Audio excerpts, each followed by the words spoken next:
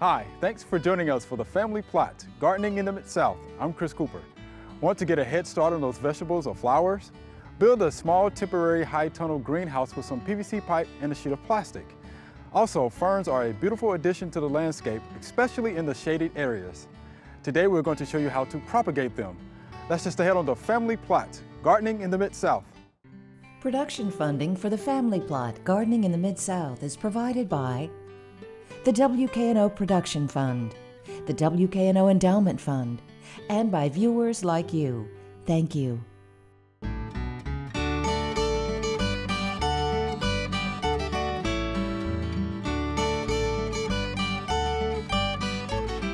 Hi, welcome to the Family Plot. I'm Chris Cooper. Joining me today is Peter Richards. Peter is our local gardener, and Kim Rucker will be joining me later. Hey, Peter. What are we going to do today? We're going to build a small high tunnel greenhouse. I like building stuff. Yeah. Right. Now, high tunnel greenhouses, you see them out in fields, and they're really big. You know, they can be 30 feet wide. You can build one that big. They're very inexpensive. Okay. Very simple to build. I've seen people report that you could build a 1,000-foot high tunnel greenhouse with 5 guys in one day. Oh my goodness. Okay. So they're really That's easy. Yeah, that's easy. Yeah. And so I took that and I modified a little bit in my garden to give me a small greenhouse that I can start things in, or I've grown lettuce over the winter, keep things a little warmer that can't quite handle the hard freezes. Okay. And So has it worked for you? It has. Okay. It's worked really well. In fact, my son really likes celery. Okay. And so he planted some celery. He'd eaten it all and then planted the root. Okay. And it did fine. Last winter when I had the greenhouse. This winter I didn't put the greenhouse on, and it hasn't been terribly cold yet, and the celery's dead. Okay. So yes, it worked. So it worked. It kept it alive. So what we're gonna do is we're gonna build here a 5-foot by 10-foot high tunnel greenhouse. Okay. And all it takes is a couple of PVC pipes, some U-bolts, sheet of plastic, and just the couple other little things. Right, and 2 of us? And 2 of us, yeah, and we'll have it done here in a couple minutes. All right. Okay, so the first thing we need to do is we have to measure out the space. Okay. Now, first I want to say though that typical PVC pipe that you buy at the big box store is 10 feet long. Okay. You can get them 20 feet long if you go to a plumbing supply store, which could be useful if you want to make one that's even wider. So if you do math, you know that the circumference of a circle is the diameter of that circle times pi, so 3.14. Right. So in this case, we have a 10-foot pipe. We need to go roughly half a circle from one side of the ground to the other. But because we have such a small high tunnel greenhouse, if we build it like that, what we're gonna end up with is right against the plastic on both sides, there's not enough height to plant plants. So what we're gonna do is we're gonna make it about 5 feet wide, and what that's gonna do is that's gonna force the tunnel to have more vertical sides so you can grow closer to the edges. Got it. So just keep that in mind. Okay. So let's go ahead and if you want to grab one of these, I've taken these are going to be our stakes, and we'll see how we use them in a minute, but it's a piece of PVC pipe. These are 1-inch pipe, and the 1/2-inch pipe we're going to use over the top fits nicely inside this to hold it. Okay. So we're just going to use them for stakes to mark our size. So let's see here, where are we? Go ahead and back up some more. Okay. And whoop, right there. Right there? Okay, yep. Go ahead and stick the stake. Doesn't have to go in a long way, it's just enough that it stays. Okay. That's good. All right. Okay. Now here, grab another one. And let's measure about 5 feet over here. 5 feet over, okay. That's good. All right. Okay. Okay. And if you wanted to, you could really work on making this perfectly square, but you don't really need to. So the other thing we're going to do here is let's go ahead and measure this way again. Oops. Okay, then we'll stop. Okay, just lay it down right here. All right. And we got 10 feet, and we're going to put, so we have 4 hoops on this. So we're going to have 2 in the middle, so we have to do 10 divided by 3, which is about 3 1/3. Yeah. So 1, 2, 3. And 1/3 is roughly here or so, if you want to do 3 1/3 that way. Okay.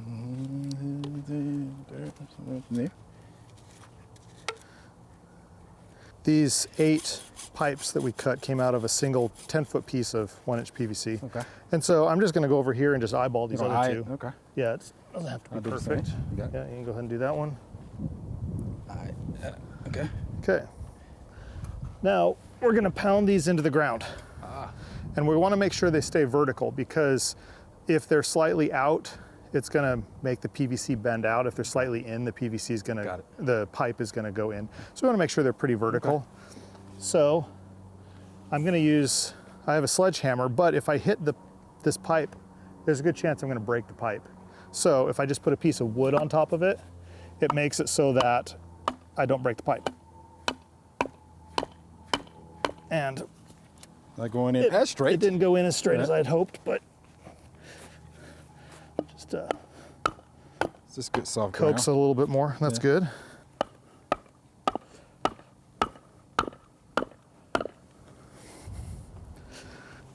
Like running away on me.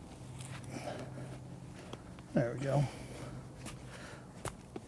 Okay. So that is our foundation. Okay. So now if you want to grab the end of that, and let's go over here and go ahead and slip your end in there. Right.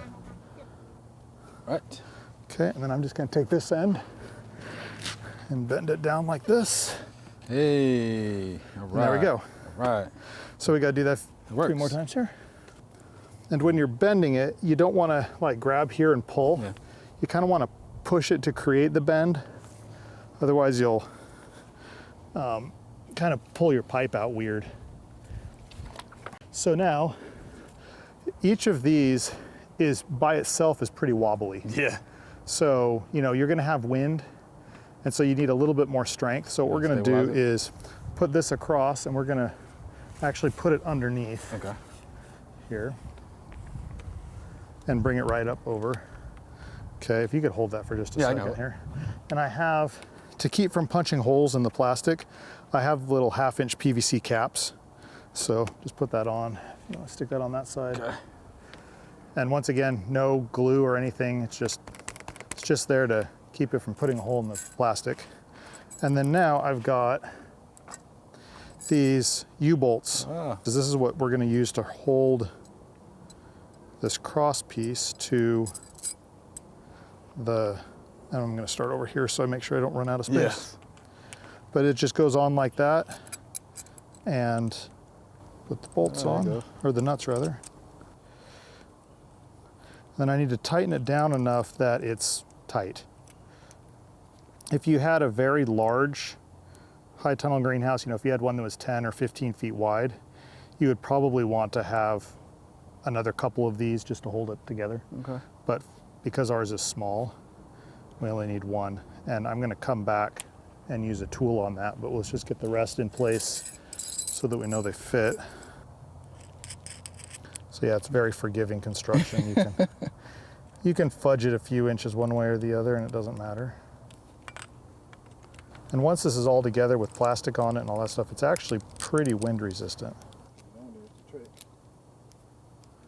And then you want to tighten it, because this is, like, if you see, I can move it. So we're going to tighten it with a wrench. Now you don't want to over tighten it because it's strong enough that you could actually crush the pipe. There's about 1 turn past finger tight.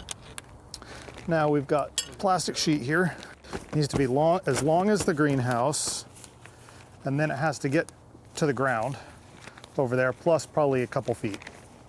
Let's do about that. Okay.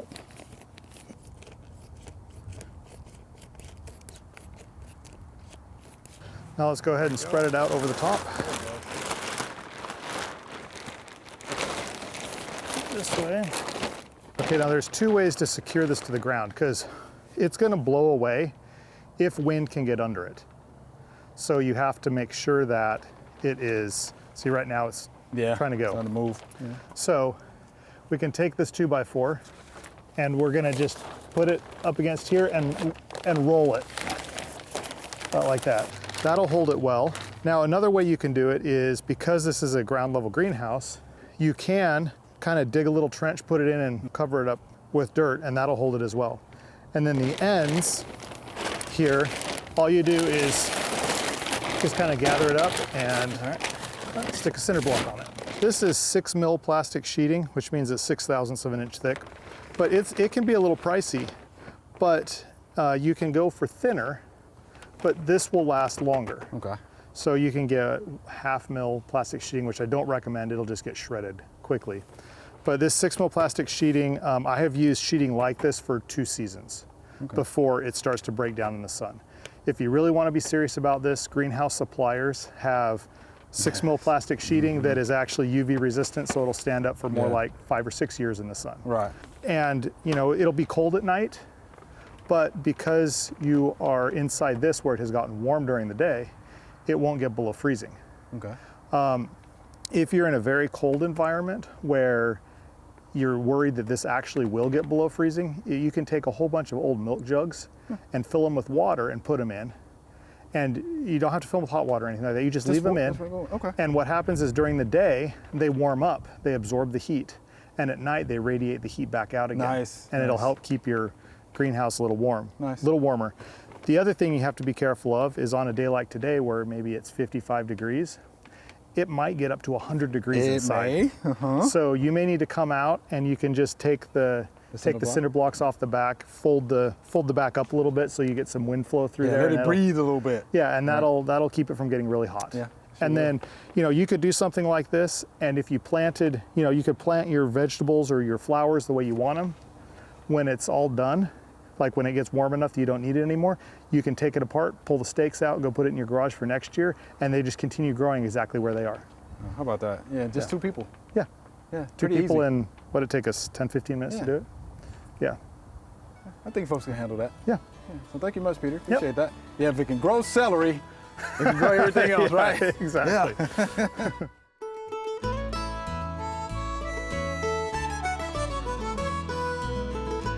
All right, so we have another winter annual weed. This would be wild violets or Johnny jump ups. They have waxy cuticles, so they can be very difficult to control. They have beautiful flowers. Some of the flowers are purple, they have a little white in them. Some are actually pink as well. So again, winter annual weeds, if you want to control them, you have to use a broadleaf weed killer. Or if you don't want to control them, they're beautiful flowers. Again, we're the ones that call them weeds. They're actually nature's wildflowers. You'll be talking about ferns, right? Yes. Okay. What exactly will you be doing? Thank you for having me. Oh, sure. I'm going to do a fern propagation demonstration on how to get more ferns from your existing plants. Ferns are very ancient plants. They are vascular plants, so they do have roots and they do pull up their nutrients and water through a vascular system, which they're the first in the evolutionary chain that do that. Wow. So, but they do not have flowering parts or cones, so they're evolutionary less advanced. They do have 2 basic forms of the plant. You have the sporophyte, which is what you see out in the woods, and it's spore bearing, which is what sporophyte means. And then you have the gametophyte, which is in here, and if you can see, it's the little green mossy looking. It's not moss, but that is the gametophyte generation. Wow. And so in order to propagate these, you can either divide them by splitting them, wait till the crown splits, or some are have rhizomes, so you can split out the rhizomes. But what we're going to do is take the spores and propagate that way. So these are some immature spores on this plant. And the reason I know they're immature is because they're green. Okay. Generally, what you want to look for are either black or brown spores, and this usually is going to happen midsummer, late summer. Okay. So that's when you collect, and you can collect them and store them for a little while. What we do to collect them is you will cut off this piece, the frond, when it's ready, and then this is kind of what it looks like. It dries, and what you can do is take off the individual little leaflets or pinna, and I put them into an envelope and close it up and leave them in that way for a couple of days, and then I just kind of flick it like this, and the spores dry, the sori on the back, the little caps, dry out, and then they dehiss and the spores come out. And so what you will get down in the very bottom of the envelope, and it's very fine, which is good because they're wind-borne, and so in order in the wild in nature to get them, they have to hit the wind, and then land in a spot that's optimal for the growing conditions. What we will do once you get your fern, labeling. If you want to know what they are, because on these my labels are gone. So what I've done here is just put a number 1 several places on here, and then I'll have notes that I take that have the actual name written down, maybe the date that I started them and possibly where I collected them, Dixon Gardens or whatever. So, and then what you're going to do, so you can use any kind of basically clear container that has a lid, and what we will use is a sterile mix, and I'm using seeding mix, which is just peat, ground very fine with a little bit of vermiculite in it. It is sterile though. You don't want to use garden soil unless you sterilize it. Right. You can do that by baking it in the oven, and I don't recommend it because it really stinks. It's easier just to go buy seed mix. You can get it at any nursery, big box stores. And so you put just a thin layer down in the bottom like this, and then what you do, and it also has no fertilizer in it. You do not want a fertilizer. No fertilizer. So no fertilizer. And then you take, this is Vermiculite. horticultural grade vermiculite. Okay.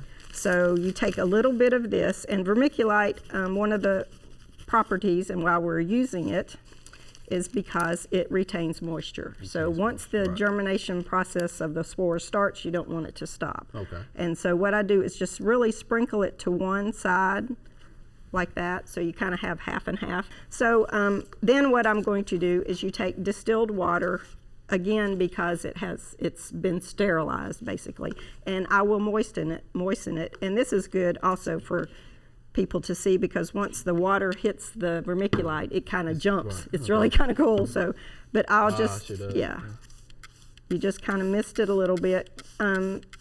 Once you get this going, you put the lid on, and you just can, you don't have to keep misting it unless it really dries out. But the lid on it, the condensation, will just keep it moist. So you don't have to put that much water, just as long as it gets a little moisture. Just a little moisture in there. And what I kind of do is make sure that you can kind of see where the moisture is showing up, because it gets darker. So then what you do is you just take your little spores. I'm going to pull the other pieces out that have the sori on them, and then you will basically, I'm going to take it and just drop it in there like this. And it's, like I said, it's a very fine dust, and the only way you really know you got it is it's gone out of your, it's, also if you're really wanting to keep certain species or cultivars separate, I suggest doing them one at a time, because they are very fine and they will blow, and I've done in the wind, and so you'll get cross-contamination. So do one set and then get rid of those, and then do your next ferns. So then you just put the lid on it, close it up like this, and put it in a window or a well-lit room. You want it warm, but you don't want direct sunlight on it. And what you should see, even within a short amount of time, are condensation droplets on top of on the lid, and then that's the way it stays moist. The next thing you need to do is go away on vacation for like 2 weeks, because at least before you check on it, because the first thing that people say is, oh, mine didn't work, I just came back and there's all this green stuff growing all over it. That's what you want. That's what you want. So like I showed you before, the green stuff there is the next stage of the plant. So this is the sporophyte, those are the gametophytes, and it's actually this little flat heart-shaped disc, and then underneath are the gametes, the male and female. And they get together, and the next thing you know, you've got little ferns like this. So the next thing you would do is to move them up, and I usually just, because they're still so small, I would just move them again into germinating mix. I don't usually put plants that I'm going to put out in the garden in perlite, in a mix that has perlite. And then once that grows on and you've got your plant is more established, then I would maybe put it in a bark-based mix and grow it on a little bit before you plant it. But you do have to be patient, like I said, because these were started about a year ago. So it takes about a year to get them to this point. And it's different for different ferns, but that's your basic.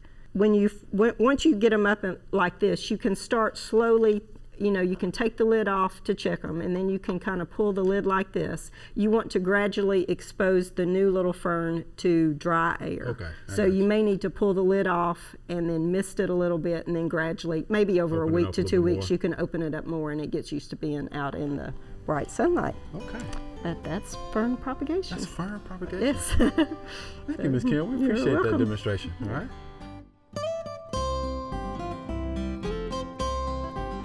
When you buy plants at the store, you get a lot of these little tags, and they have really good information on them, but it's really easy to lose them. So here's an idea for how to keep track of them through the growing season so you can go back and reference them. So the first thing you do is you just have a little hole punch, and you can just punch a hole through each tag.